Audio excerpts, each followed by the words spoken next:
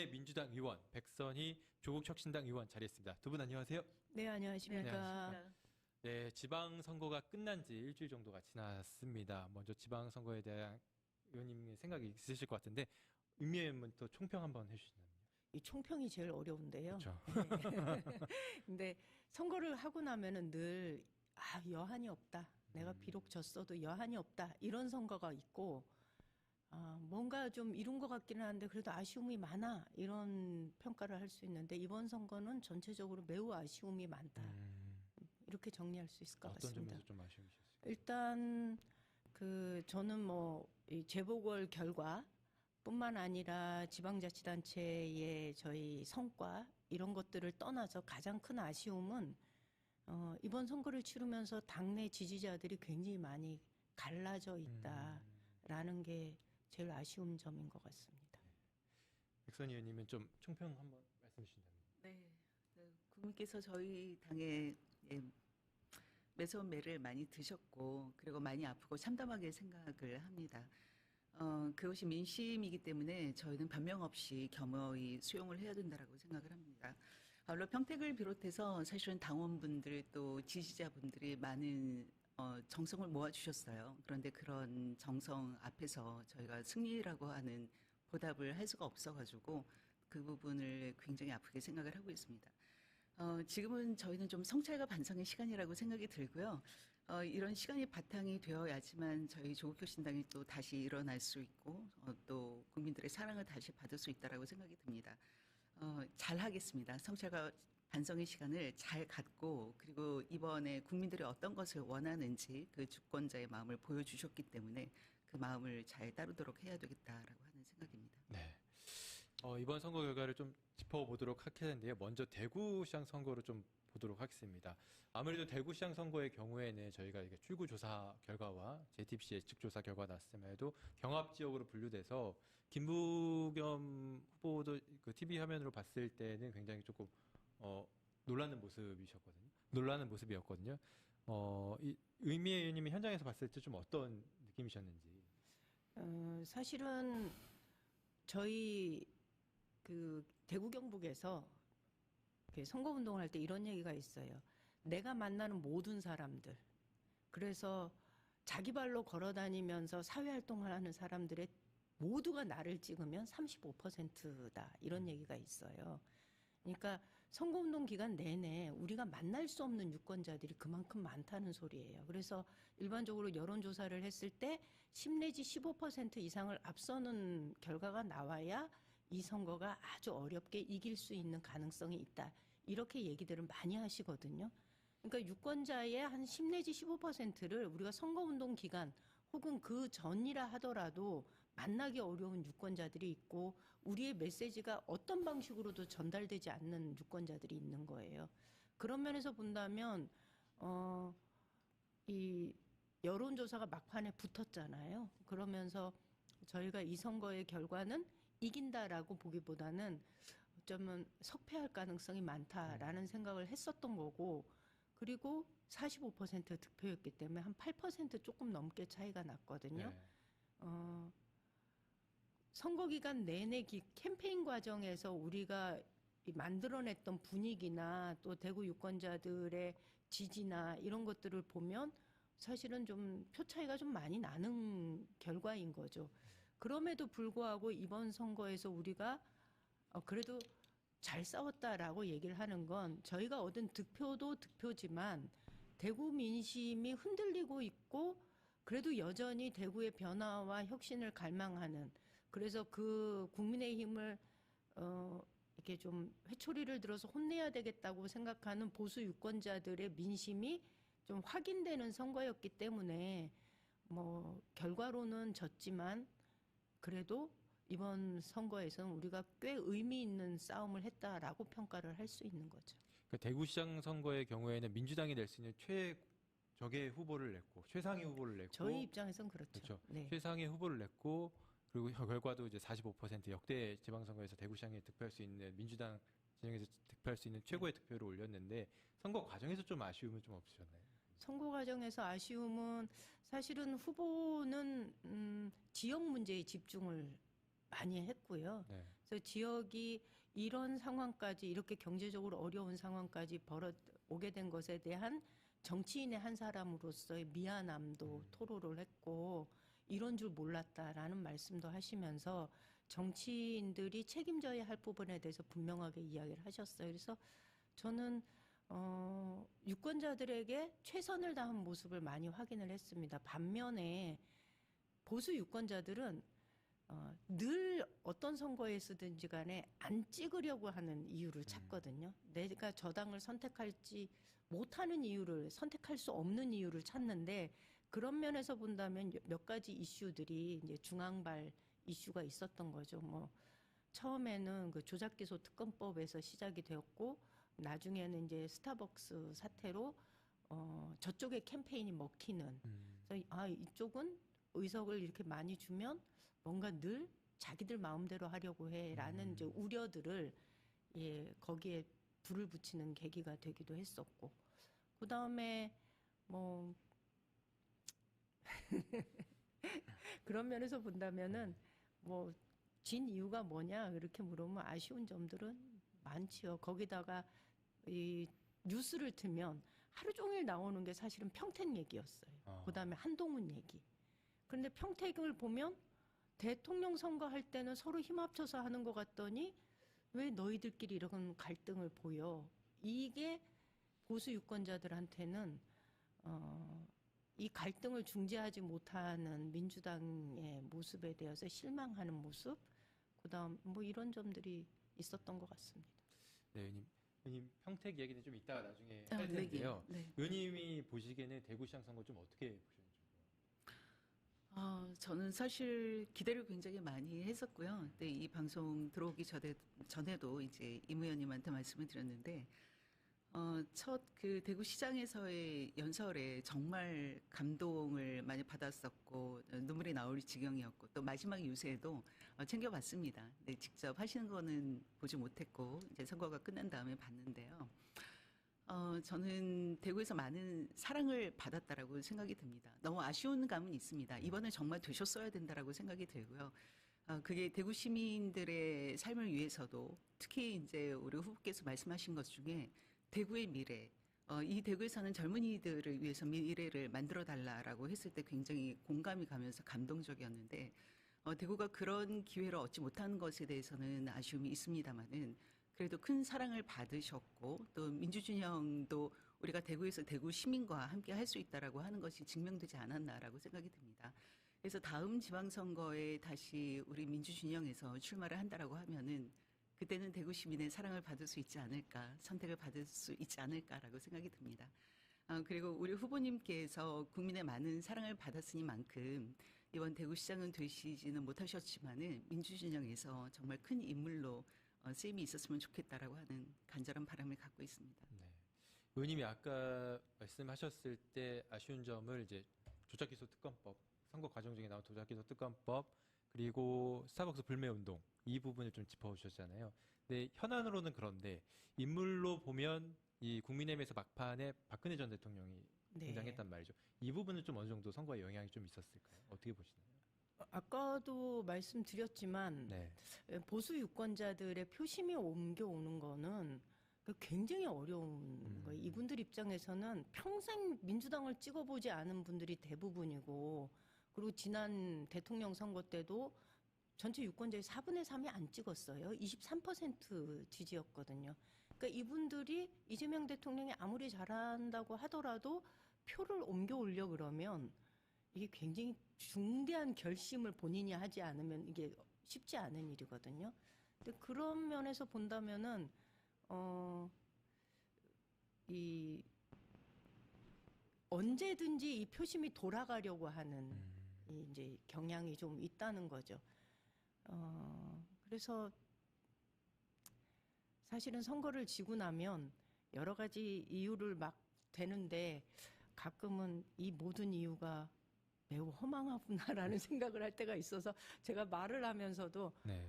이게 이것이 이유일까? 이것이 정확한 진단일까? 이런 고민들을 좀 많이 하게 돼요, 사실은. 그리고 생각이 잘 정리되지 않는 부분들도 때로 있기도 하고 그런 것 같아요. 아무래도 전에 김부겸 후보의 유세 현장을 보면 다른 지역과는 좀 다르게 그러니까 의원들이 막 대대적으로 가서 같이 김 후보를 지지 유세하고 이런 현상이 아니라 후보원이 혼자 이제 마이크를 들고 하는 유세였잖아요. 그러니까 박근혜 후보의 영향력이 없냐? 네. 그런데 저는 있다 하더라도 사실은 보수 유권자들의 그 마음을 한 번 더 이 투표장으로 옮기게 하는 영향은 있었을 거라고 생각해요. 그런데 문제는 이런 선거에서는 중도층을 어떻게 투표장으로 끌어내느냐이잖아요. 근데 중도층에 끼치는 영향은 그렇게 크지 않다라고 보는 거죠. 그러니까 그리고 저희 지역에서 이제 사람들이 흔히 하는 얘기, 저거는 일종의 학대 아니야? 자기들 아쉽다고 전직 대통령 그것도 탄핵당한 사람을 저렇게 선거 때마다 불러내고 악수도 제대로 하기 힘들어하는 저런 분을 자기들이 이용하는 것 아니야? 라는 얘기들을 보수 유권자들도 많이 해요. 그렇기 때문에 박근혜 전 대통령이 유세장에 나와서 선거운동을 하는 것이 효과가 있느냐, 효과가 없느냐 이렇게 말하면 저는 그렇게 이 중도층에게는 소구력이 있는 선거운동 방식은 아니다. 그리고 이번에도 그랬지만 다음번에는 더더욱 일종의 학대야. 그러니까 저거 노인 학대야. 이렇게 표현하는 분들이 있어요. 그래서 저는 그 표현을 들을 때 좀 사실 깜짝 놀랐거든요. 그래서 영향이 있느냐라는 것을 우리가 굳이 이 사람의 그 영향력에 대해서 언급하지 않는 것이 저는 바람직하지 않느냐. 그냥 패스하고 넘어가면 좋을 것 같다라는 생각이 드는 거죠. 네. 앞으로 대구시장 선거에서도 제2의 김부겸, 아니 뭐 물론 김부겸 후보가 또 나오실 가능성은 어떻게 될지 모르겠지만 제2의 김부겸, 저는 개인적으로 경북지사의 오준기 후보도 마찬가지라고 네. 생각하는데 그러니까 민주당이 그러니까 당의 험지라고 할 수 있는 곳에서 계속해서 도전을 하는 이 모습 자체가 상당히 아름다운 거잖아요. 그리고 저희가 이번 선거 어려운 칠 일이고. 때 네. 가장 걱정이 뭐였냐면 제2의 김부겸은 사실 없어요. 대구 경북을 기반으로 그런 한 개인이 정치인이 서사를 쌓아나간 그런 또 경험과 경륜을 지니고 있는 후보가 없어요. 김부겸이 졌는데 또 다른 누군가가 결심을 하고 용기를 낸다는 게 사실 쉽지 않거든요. 그래서 우리 진영의 전반적인 패배감으로 이게 작동을 할까봐 그게 저희 입장에서 가장 걱정되는 대목인데, 이 패배감을 좀 뛰어넘으려면 저희한테는 좀 시간이 필요하다. 이 상처를 잘 치유해 나가는 시간이 필요하고 그 시간을 우리가 좀 잘 써야 되겠다 네. 이런 생각을 하지요. 그렇죠. 마지막으로 대구시장 관련해서 김부겸 후보는 향후 정치적 행보 이런 걸 좀 어떻게 좀 보시나요? 아까도 말씀드렸습니다만은 이제 민주당에 이르기 때문에 제가 어떤 특정한 역할을 말씀드리기 어렵습니다만은 정말 귀하게 쓰였으면 좋겠다라고 하는 생각이 듭니다. 이번에 보여주신 그 저력 그리고 정치계의 큰 그 우리 어른이 되실 수 있는 분이시기도 하고요. 그리고 이번에 최종적으로 깃발을 꽂지는 못했습니다만은 대구 시민들을 비롯해서 보수당을 지지하는 사람에게 많은 울림을 준 것은 사실이라고 생각이 되거든요. 김부겸 후보만큼 그렇게 정치적 자산을 갖고 있는 사람이 앞으로도 나올 수 있을까? 어렵다고 저도 생각은 합니다. 그렇지만은 나오지 못할 법은 없다라고 생각이 들고요. 앞에 계신 임미애 의원님께서도 빨간 나라에서 파란 깃발을 꽂지 않으셨습니까? 그래서 그것이 임미애 의원님이 되든 아니면은 다른 분이 되든 분명히 이제 빨간 나라에서 파란 깃발을 꽂는 사람이 있을 것이고, 그리고 마찬가지로 또 파란 나라에서 빨간 깃발을 꽂는 사람이 있지 않겠습니까? 그것이 우리가 통합의 사회로 가는 길이라고 생각이 들고 우리 사회에 필요한 일이라고 생각이 듭니다. 의원님 좀 어떻게 보세요? 김부겸 후보님의 아마 향후 행보. 요구가 또 되게 많은 것 같아요. 그런데 저는 그냥 제가 개인적으로 바라는 거는 대구의 경북의 큰형님의 역할을 좀 해주셨으면 좋겠다. 네.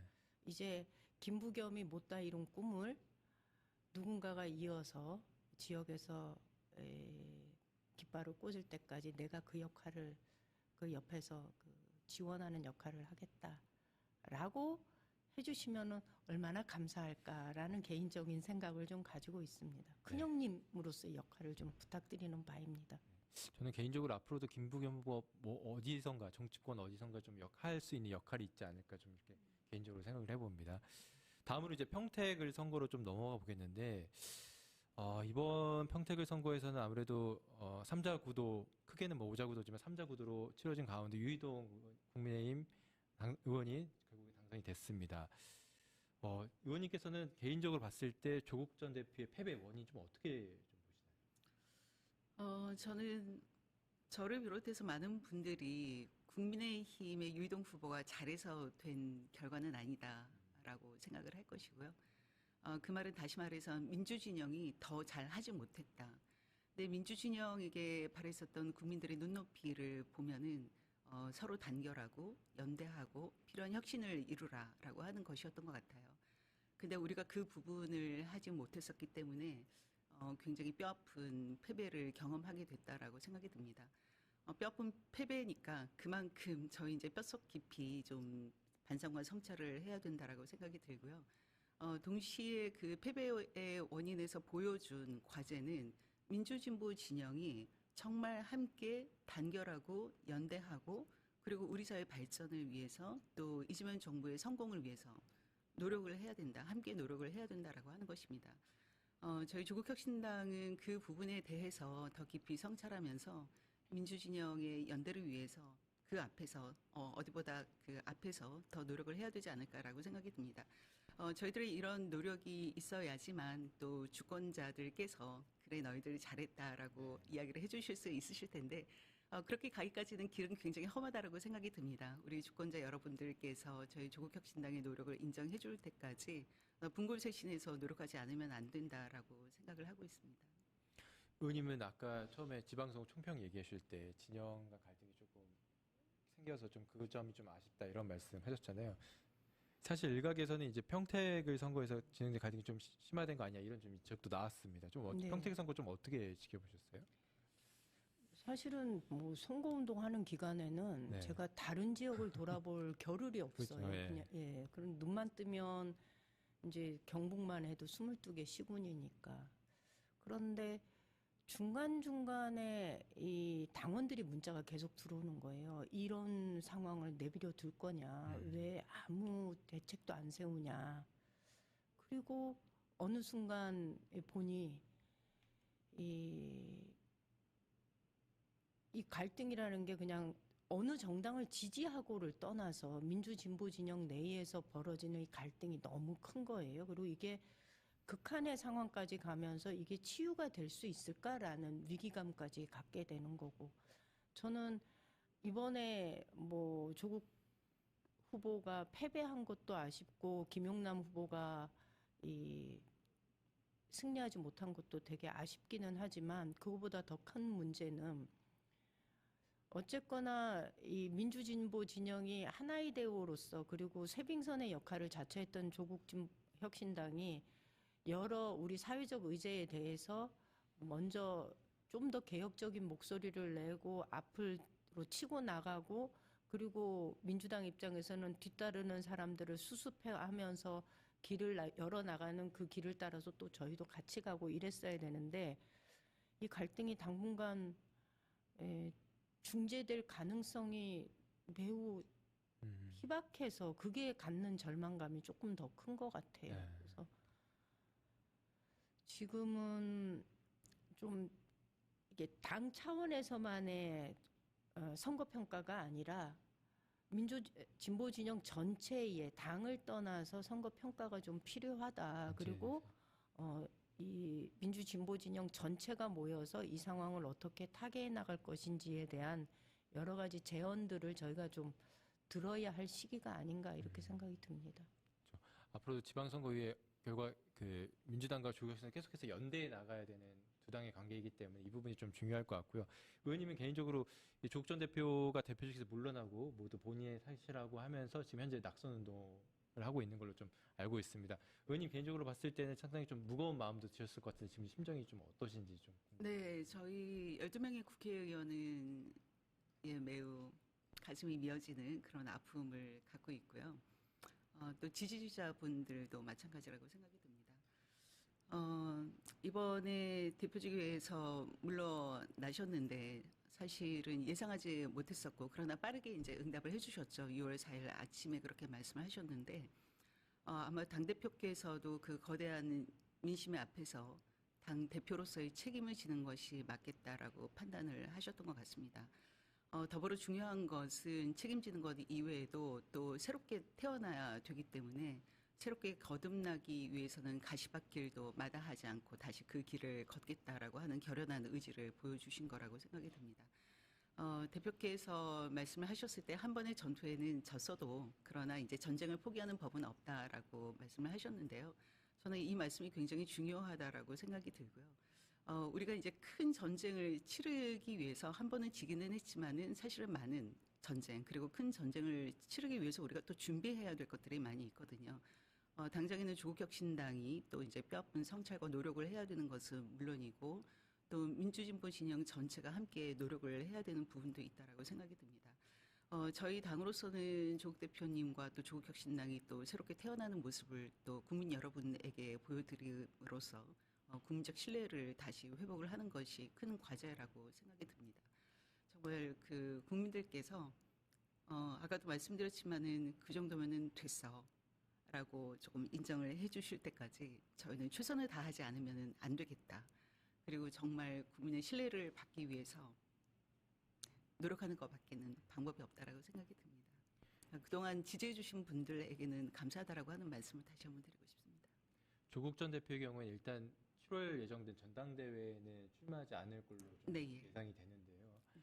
그 김부겸 후보와 마찬가지로 조국 전 대표 경우에도 향후 행보가 좀 어떨지 궁금합니다. 그 평택을 해서 계속 평택을 적을 두고 계속 총선 준비를 하실지 어떤 저의 예상은 그렇습니다. 이미 이제 낙선 운동을 하기 시작하셨고요. 그리고 선거운동 기간 중에 네. 평택 사람이 되겠다라고 말씀을 하셨었고 그것은 분명한 시민들에 대한 약속이기 때문에 그 약속을 지키시는 것이고 그리고 낙선 인사를 지금 평택에서 하고 계십니다. 평택 시민들께서 때로는 쓴소리를 하시기도 하실 거고 또 때로는 격려를 해주시기도 하실 텐데 그 모든 소리를 다 들으시고 우리 조국혁신당이 어떤 그 진보 정치를 이끌어 갈 것인가 하는 것은 물론이고 그리고 조국혁신당이 이번에 평택 시민들과 처음 만나면서 사실 당대표뿐만이 아니라 저희 국회의원 12명도 같이 처음 만나게 됐는데요. 저희들도 함께 약속을 한 바가 있죠. 평택의 미래를 함께 열어가겠다라고 하는 것입니다. 이번에 낙선이 되셨어도 그 약속은 유효하기 때문에 평택에 계신 조국 대표님 그리고 이제 저희 조국 그 12명의 국회의원들은 그것을 위해서 노력을 해 나갈 것입니다. 물론 국회에 입성을 하지 못해서 제한점이 있기는 하겠지만은 평택 시민들에 대한 그 사랑과 그리고 평택을 위한 약속을 이행하기 위해서 저희가 노력을 한다면 또 평택 시민들도 마음을 조금 열어주시고 다음에 또 평택에서 선거가 있을 때 저희들이 선택받을 수 있는 기회가 있지 않을까라고 생각이 듭니다. 어쨌건 저희가 평택 시민들하고 같이 동행을 했으니만큼 이 동행의 길은 우리가 진정성을 갖고서 끝까지 가야 된다라고 생각을 합니다. 네, 두 분 모두 이제 민주당과 조국혁신당의 향후 연대에 대해서 필요성에 대해서는 다들 동의하시는 것 같은데 네, 그렇습니다. 제가 궁금한 건 향후 앞으로 민주당과 조국혁신당이 총선 전 합당까지 이뤄낼 수 있느냐 이 부분이 좀 궁금하거든요. 의원님은 좀 향후 민주당과 조국혁신당의 합당 가능성 좀 어떻게 전망하세요? 저는 사실은 그전에는 합당에 반대하는 사람이었어요. 네. 왜냐하면 조국혁신당의 역할이 있다고 생각을 했거든요.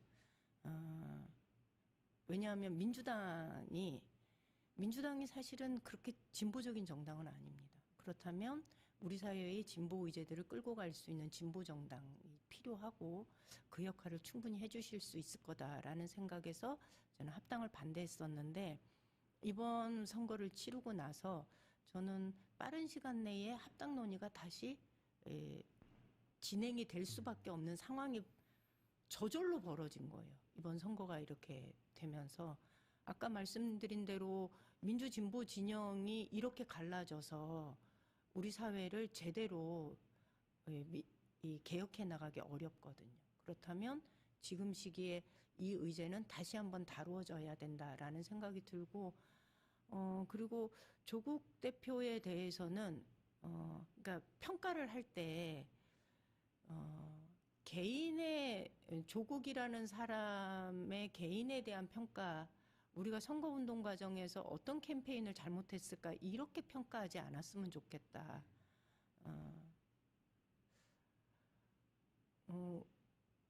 지금 대한민국에 그래도 개혁과 혁신을 바라고 있는 다수의 유권자들이 조국이라는 사람과 조국혁신당에 원하는 것이 무엇일까, 그 요구에 우리가 충실했는가 라는 측면에서 저는 선거 평가가 이루어졌으면 좋겠다. 그래야 길이 열리지 않을까라는 생각을 개인적으로는 합니다. 네. 의원님은 앞으로 민주당과 합당 가능성 좀 저는 그 조국혁신당의 그 합당 여부가 이해득실을 따지면서 논의돼서는 안 된다라고 생각이 들고요. 임 의원님께서도 말씀해 주셨지만은 민주진보 진영 전체가 어떻게 승리할 것인가를 고민을 해야 될 때라고 생각이 듭니다. 사실 아까도 잠시 말씀드렸지만은 이 우리 쪽 진영에서 더 잘하지 못해서 이 분열의 결과로 결국은 극우 보수 세력에게 자리를 내주고 또 이제 어부지리라고 하는 것도 가능하다라고 하는 우리가 뼈아픈 경험을 하지 않았습니까? 그래서 큰 틀에서 볼 필요가 있다. 민주진보 진영 전체의 틀에서 어떤 것이 우리가 함께 우리 사회를 좀 변화시켜 나가면서 우리가 함께 꿈꾸는 모든 국민이 행복한 대한민국이 됐으면 좋겠다라고 하는 것을 이뤄 나갈 것인가를 고민해야 된다라고 생각이 듭니다. 이재명 대통령께서 일을 굉장히 잘 하고 계시고 이제 국민들의 지지도 많이 얻고 계시는데요. 그런데 지금 4기 민주정부에 이어서 5기 민주정부가 탄생할 수 있을까라고 하는 거는 지금부터 저는 고민을 해야 된다라고 생각이 듭니다. 이번 전체적인 그 지방선거 결과에서 뼈아프게 생각을 하는 것은 물론 이제 민주당도 절반의 승리 그리고 절반의 패배라고 이야기를 하고 그거는 국민의힘도 마찬가지입니다만은 20, 30대들은 어느 정당에 투표를 했을까라고 하는 거를 제가 지도를 본 적이 있습니다. 그런데 호남 지역을 제외하고는 전부 다 빨간색이었습니다. 네, 그만큼 이제 20대, 30대들의 또 어떤 보수화가 이루어지고 있다라고 하는 것인데요. 우리 사회를 조금 더 건전하게 가져가고 그리고 민주진영이 다시 이제 5기 정부를 만들려면은 어떻게 해야 될 것인가라고 하는 깊은 고민을 하게 됩니다. 저는 이번 선거를 거치면서 우리가 20, 30대의 청년들의 목소리에 귀를 제대로 기울이고 있는가라고 하는 자기 반성을 조금 많이 하게 되는데요. 주로 이제 그 국회의원들이 40, 50대가 좀 많습니다. 이제 평균 연령이 50대 초반 정도인 것 같은데 모든 국민을 대표한다라고 하면은 지금의 이 사회적 상황 속에서 많이 어려워하는 우리 청년들의 목소리에 귀를 기울이지 않으면 안 되겠다. 이게 반드시 민주진보 진영이 5기 정부를 만들겠다라고 하는 차원이 아니라 우리 국민 모두가 세대를 넘어서서 모두가 희망을 갖고 그래서 행복을 추구할 수 있는 나라가 되려고 한다라고 하면은 특히 우리 청년들에게 관심을 조금 많이 가져야 되겠다라고 하는 생각을 좀 많이 갖게 됐습니다. 저부터가 어떻게 실천할 것인가를 좀 고민을 하게 되고요. 그 실천을 할 때는 또 닿는 대로 뭐 개별 그 민주당 의원님이라든지 해서 조국혁신당에 있는 의원들하고 또 민주당에 있는 의원들하고 같이 함께 청년들을 위한 또 정치를 해야 되겠다라고 하는 생각을 많이 갖게 됩니다. 네, 의원님 말씀처럼 2030 세대의 마음을 얻는 거 이 부분이 굉장히 중요한데 이번 서울시장 선거에서도 드러났듯이 2030 의외로 생각보다 국민에 대한 지지가 확실히 많다는 걸 느꼈거든요. 그리고 예전 여론조사 결과에서도 보면 이 대통령의 지지율 가운데 가장 취약했던 부분이 20, 30대였었고요. 그러니까 이 부분이 좀 더 민주 진보 진영에서 좀 더 해결해야 하고 극복해 나가야 될 문제라고 좀 저도 개인적으로 생각을 합니다. 네, 지금까지 임미애 의원 그리고 백선희 의원과 함께했는데요. 두 분 모두 감사합니다. 네, 감사합니다. 감사합니다. 뉴스마토 뉴스인 사이다는 내일 7시 50분 다시 돌아오겠습니다. 행복한 하루 되십시오. 감사합니다.